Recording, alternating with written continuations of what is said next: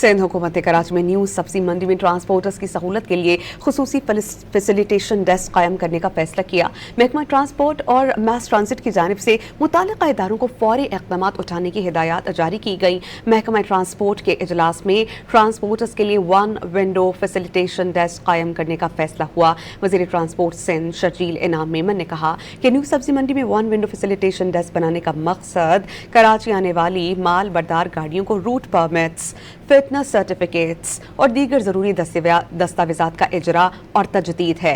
Facilitation desk के क़याम से transporters को दफातर के चक्कर लगाने से निजात मिलेगी। इक़दाम का मकसद 30 जून 2026 तक ज़्यादा से ज़्यादा कमर्शल और माल बरदार गाड़ियों को हुकूमत सिंध के डिजिटल और ऑटोमेशन निज़ाम में शामिल करना है।